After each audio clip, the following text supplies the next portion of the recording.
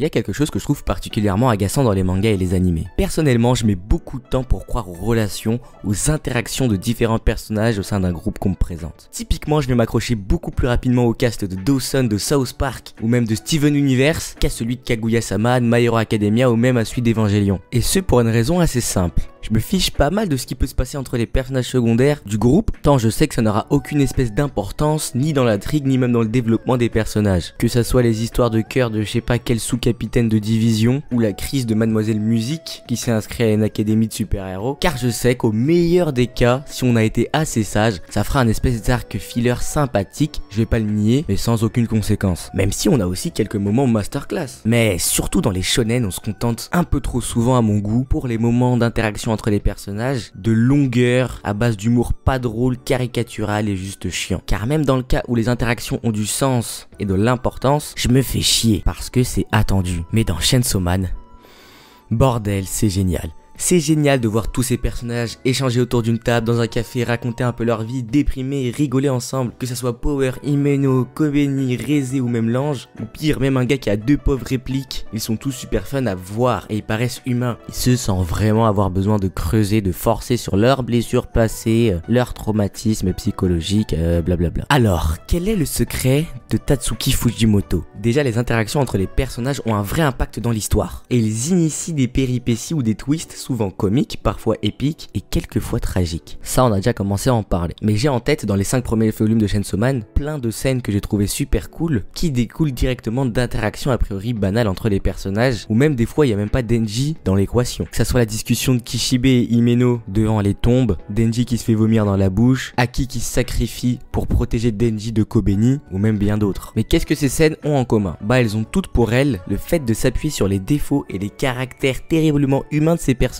Mais genre réellement. Dans beaucoup d'animés, on nous présente des personnages qui sont censés être timides, maladifs, censés être angoissés, ou censés être je sais pas quoi, mais au final, ça joue juste un rôle très minime, et c'est juste bon qu'à faire des scènes d'humour clichés et caricaturales, car ces personnages-là auront toujours un atout à eux super cheaté pour leur permettre de dénouer les péripéties. Et c'est très chiant. Coucou les isekai. Alors que typiquement, une grande scène de Chainsaw Man, quand Aki doit se sacrifier pour sauver Denji, bah pourquoi c'est intéressant? Hormis le fait que c'est intéressant d'un point de vue du développement du personnage de Aki, où on nous montre encore plus son obsession pour sa vengeance, ou même sa peur de perdre encore quelqu'un. Mais cette scène s'est emmêlée parce qu'on a eu un conflit au niveau des interactions des personnages. Himeno était prête à sacrifier Denji par amour pour Aki en quelque sorte. L'autre gars dont j'ai oublié le nom était aussi prêt à sacrifier Denji, mais lui plus par lâcheté, et c'est ça qui est intéressant. D'ailleurs, sa lâcheté, il va s'en rendre compte lui-même dans une scène suivante, ce qui va amener à sa démission. Et surtout, Kobeni, qui nous était présenté comme une personne trouillarde, angoissée de la vie, mais prête à tout pour les thunes, et bah là ça s'est révélé vraiment vrai. Son obsession pour l'argent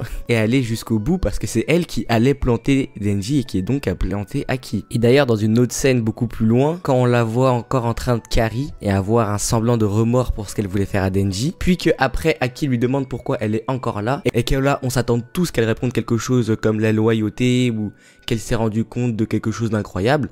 Elle répond juste c'est parce qu'il y a bientôt les primes. Là l'humour fonctionne, là l'humour marche parce qu'on connaît bien Kobeni et on sait de quoi elle est capable. De toute façon Kobeni est trop incroyable. L'influence South Park est bien réelle, car la plupart des intrigues de South Park, qui partent débilement trop loin, reposent et commencent toutes bien souvent par le racisme de Cartman, puis la naïveté de Butters et l'indécision de Stan. Tout comme la horriblement géniale scène du vomi dans la bouche repose sur l'alcoolisme de Himeno, qui a de vraies conséquences dans le développement de Denji, dans son propre personnage, là où particulièrement dans les shonen, tous les personnages alcoolos sont juste bons à faire des blagues prévisibles et pas ouf. C'est aussi d'ailleurs le cas de l'alcoolisme de Kishibe, ce qui va amener à une super scène de dialogue entre lui et Himeno, et entre lui et Makima, sur une thématique centrale des premiers tomes de Chainsaw Man, la différence entre les personnes normales et les personnes folles. Alors, tout ça c'est bien, mais ça n'aurait pas été suffisant, ça aurait été juste bon s'il n'y avait pas une autre qualité derrière. Car oui, des animés avec de la bonne interaction maîtrisée, c'est rare, mais il y en a quand même. Mais des animés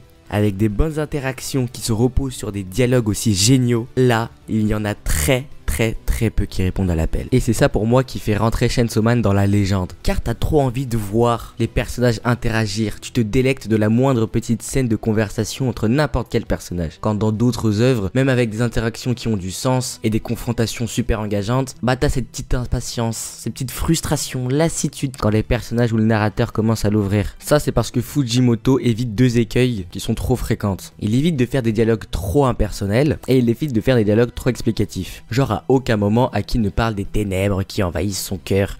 Et Himeno ne dit jamais que la force de son amour la pousse à faire je sais pas trop quoi. Ou tu n'as pas un narrateur à 2 balles qui vient t'expliquer ce que font les agents privés à ce moment-là et pourquoi Denji et toute sa clique doivent les affronter. Coucou Demon Slayer. Alors comment il fait ça? Déjà Fujimoto n'hésite pas à ne pas mettre de dialogue quand c'est pas absolument nécessaire. Il ne fait pas reposer son histoire, les piliers de son intrigue dans des dialogues. Et il préfère même rester dans le flou, dans le non-dit, dans le libre à l'interprétation plutôt qu'apporter trop d'informations, ce qui lasserait les lecteurs. La scène où on voit Aki pleurer, bah il dit rien. Même la scène où le démon Ghost donne la cigarette à Aki, on sait pas le pourquoi du comment mais ça fonctionne. Essayez d'imaginer un petit peu ces scènes dans Naruto. Ouais. Ce serait chiant. Et d'ailleurs c'est ce que je reproche à Neo Genesis Evangelion. Pourtant la mise en scène d'Hideaki Anno suffit amplement à nous faire passer plein d'émotions et toute la profondeur des personnages. Mais il y a toujours un narrateur, ou des fois c'est le personnage de Shinji ou d'autres personnages eux-mêmes qui viennent encore nous expliquer, nous forcer avec des métaphores de merde. Au bout d'un moment c'est juste lourd, t'as envie d'avancer quoi. Il y a une deuxième force dans les dialogues de Chainsaw Man qui est complémentaire à la volonté de Less is More, des explications qu'adopte Fujimoto, mais quand les personnages de Chainsaw Man l'ouvrent, c'est rarement pour dire ce qu'ils font, mais plutôt pour exprimer qui ils sont. Et c'est ça qui fait toute la différence. D'ailleurs ça fait le grand succès de personnages comme Power. Chacun de ces dialogues est imprévisible, mais à la fois tellement cohérent. Tu sais pas ce qu'elle va dire la meuf, mais tu sais que ça va être totalement décalé, totalement barjot, inattendu, et donc c'est divertissant. Et ce qui va rendre le truc le plus intéressant, c'est justement quand Power est dans des situations où elle veut un peu plus exprimer ses sentiments. D'un coup elle est beaucoup moins loquace, elle perd beaucoup en vocabulaire. Et ça c'est cohérent. Et c'est un moyen très subtil et très touchant de nous montrer que Power est un petit peu plus en difficulté là. C'est le cas pour Power, mais c'est le cas pour absolument tous les personnages de Chainsaw Man. Ils ont tous un ton, une manière de s'exprimer propre à eux, qui ne se résume pas à quelques running gags ou à rajouter un diminutif à chaque phrase. Mais ce qui est fort aussi, c'est que les personnages quand ils parlent, ils expriment ce qu'ils sont, mais aussi comment ils sont construits. Et c'est ça qui fait le ton de Chainsaw Man. La quasi-totalité des personnages de Chainsaw Man sont construits pour étant des parodies d'archétypes de personnages de shonen, et ils parlent comme tels. Genre les discours sur la détermination de Denji, ça me fume de rire. Il y a même un caractère un petit peu méta dans par exemple le discours que fait un des agents à Aki sur le fait que c'est typiquement un héros de shonen. Et globalement en mixant les deux éléments qu'on vient de voir, on obtient des dialogues qui sont totalement imprévisibles, mais qui paraissent cohérents. Encore une fois, pas comme les personnages de Neo Genesis Evangelion, qui parlent comme des professeurs de psychologie à chaque fois. Enfin, les mecs ont 16 ans, mais ce qu'ils débitent, c'est incompréhensible. Pareil pour les personnages de Your Line in April d'ailleurs. Les mecs ont 12 ans et demi, mais te crachent du Baudelaire à chaque phrase. Ça manque cruellement d'authenticité. Alors que dans Chainsaw Man, tu sais pas ce que les personnages vont dire, tu sais pas s'ils vont aller plus dans le ton parodique et dire des choses totalement débiles propres à leur personnalité. Aussi au détour de ça, ils vont pas te lâcher quelque chose de banalement touchant. Un dialogue que je trouve par exemple exceptionnel, c'est quand les protagonistes sont dans un café et là il y a un mec qui commence à débiter des conneries sur les goûts luxueux ou pas. Enfin, le mec dit de la merde, puis après tu te rends compte que c'est en réalité Katana Man et qu'il en veut à Denji, et là il fait un petit peu son méchant reveal. Et j'ai trouvé ça juste fou moi, parce que tu sais pas où ça va, mais à la fin tu sais où ça voulait aller, et du coup c'est drôle. Et globalement Katana Man il force toujours avec le méchant, avec un code moral, avec un espèce sens de la justice, alors que ça tient pas du tout. Son grand-père, on sait très bien que c'était une ordure de la pire espèce, et qu'il s'invente un film en fait, il se fait des films le mec.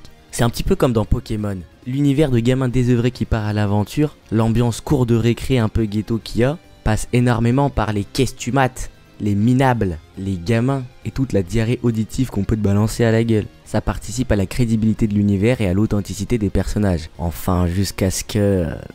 ça change complètement.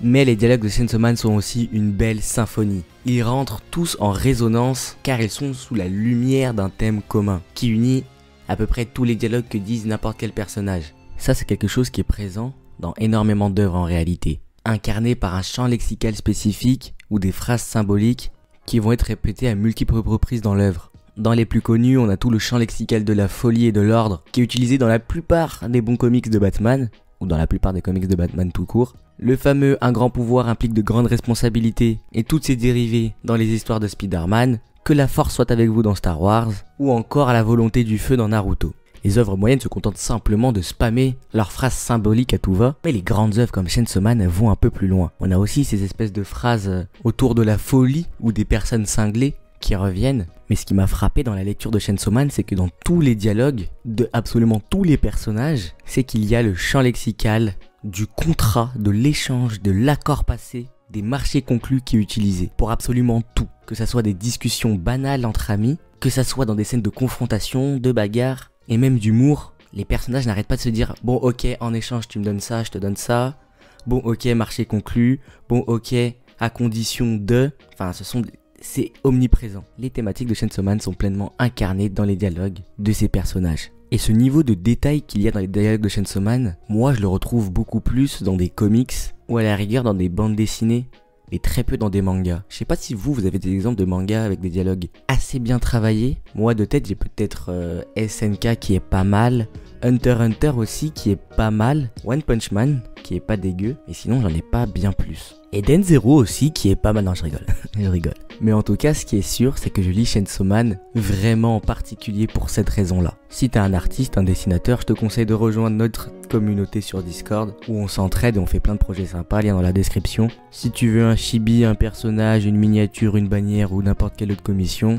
tu peux me passer une commande sur Instagram, lien pareil dans la description. Tu peux aussi regarder cette autre vidéo analyse et à plus dans le bus.